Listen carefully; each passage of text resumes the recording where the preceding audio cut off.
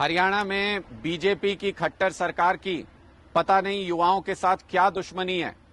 युवाओं को बेरोजगारी कहते हैं हरियाणा के अंदर खट्टर साहब की कम हो रही है, लेकिन खट्टर साहब ग्रुप डी की 13,000 पोस्ट के लिए 13,75,000 हरियाणा के युवाओं ने आवेदन किया और जब वो परीक्षा देने के लिए आए तो आपने इंतजाम के नाम पे कुछ नहीं किया। ना उन बच्चों को सेंटर तक आने के लिए बसें उपलब्ध हो पा रही हैं, ना साधन उपलब्ध हो पा रहे हैं, ना परीक्षा सेंटरों पे सही इंतजाम है, ना बच्चों के नजदीक में परीक्षा सेंटर दिए, आपने दूर दूर परीक्षा सेंटर दे दिए हैं। युवाओं को क्यों परेशान कर रहे हैं खट्टर साहब?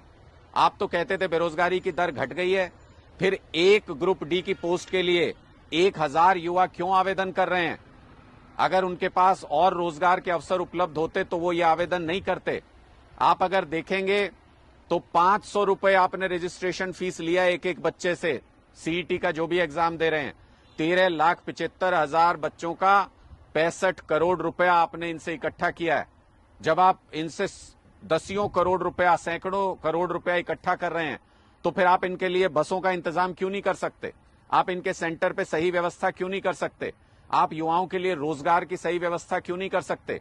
ग्रुप सी की जो आपने भर्ती निकाली थी, जिसके लिए परीक्षा ली थी, वो आधार में अटक गई है, उसका भी कुछ पता नहीं है क्या होने जा रहा है।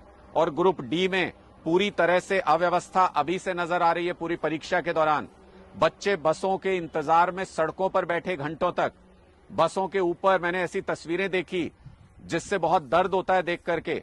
बसों के ऊपर लद करके हमारे युवा एक जगह से दूसरी जगह जा रहे हैं। कई जगह बस स्टैंड पर हड़ताल की युवाओं ने, कई जगह सड़कों पर नारेबाजी की कि उनको बसें उपलब्ध नहीं करा पाए आप लोग। शर्मनाक है खट्टर साहब। इन युवाओं को रोजगार उपलब्ध कराना आपकी जिम्मेदारी है। हरियाणा में इस वक्त 2 लाख सरकारी नौकरियों के पद खाली हैं और आप इन बच्चों को बरगलाना, बहकाना बंद कीजिए। ये कुछ कुछ नौकरियां निकाल के एक मुश्त 2 लाख सरकारी नौकरी निकालिए और उन पर युवाओं को भर्ती कीजिए, तभी जाके बेरोजगारी से हरियाणा को कुछ राहत मिलेगी।